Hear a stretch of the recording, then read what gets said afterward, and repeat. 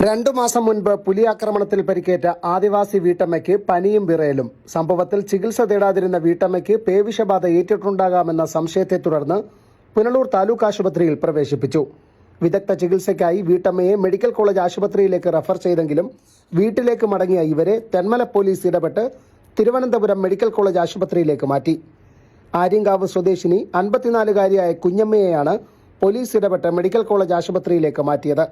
2 മാസം മുൻപ് കുഞ്ഞമ്മയ്ക്ക് പുലി ആക്രമണത്തിനിടെ നിസാര മുറിവേറ്റിരുന്നു. വളർത്തുനായയെ പിടിക്കാൻ പുലി പിന്തുടർന്നപ്പോൾ രക്ഷയ്ക്കായി നായ വീട്ടമ്മയ്ക്ക് അരികിലേക്ക് ഓടിയെത്തുകയും നായയെ പിടിക്കാനുള്ള ശ്രമത്തിനിടെ പുലിയുടെ നഖങ്ങൾ കൊണ്ട് കുഞ്ഞമ്മയ്ക്ക് നിസാരമായി പരിക്കേൽക്കുകയും ചെയ്തിരുന്നു. 11:30 12 പണിയും കഴിഞ്ഞ് ഈ കോഴിയിൽ വെട്ടിയിട്ട് ഷെഡ് ഒത്തിരി ദൂരെയൊക്കെയാണ് ഷെഡ്. അപ്പോൾ ഈ ദൂരെ ഷെഡിനകത്ത് എൻ്റെ ഷെഡിനകത്ത് ഞാൻ മാത്രമേ ഉള്ളൂ. അപ്പം അതിൻ്റെ മേളിൽ ഒരു ഷെഡിനകത്തുനിന്ന് ഒരു പട്ടി ഡെയിലി വരും.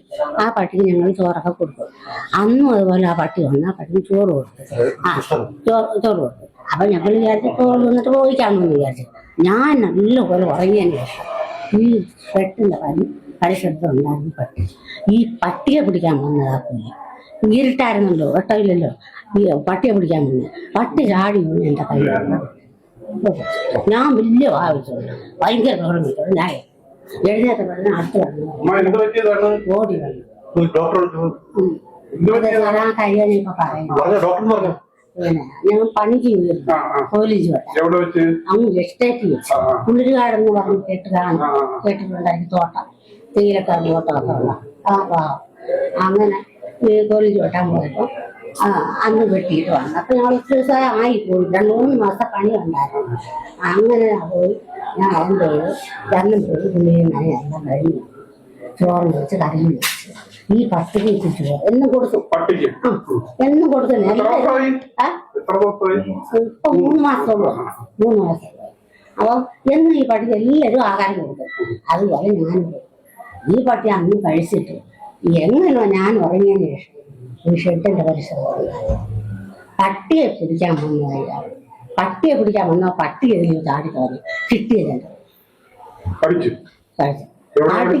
കണ്ടുപിടിക്കാൻ ചെറുതായിട്ട് അതെന്തോ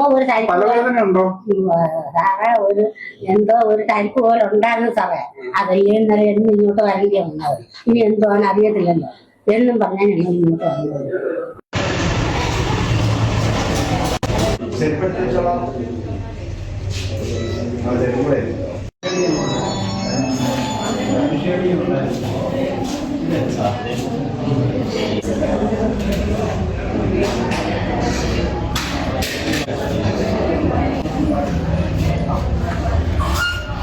എന്നാൽ ഇവർ ചികിത്സ തേടുകയോ വാക്സിനേഷൻ നടത്തുകയോ ചെയ്തില്ല.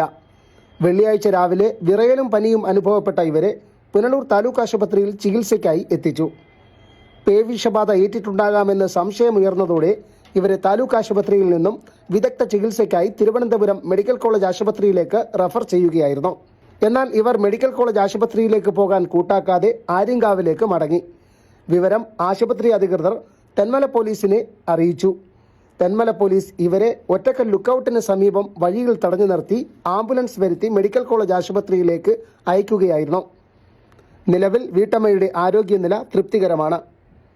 News bureau, Punalur.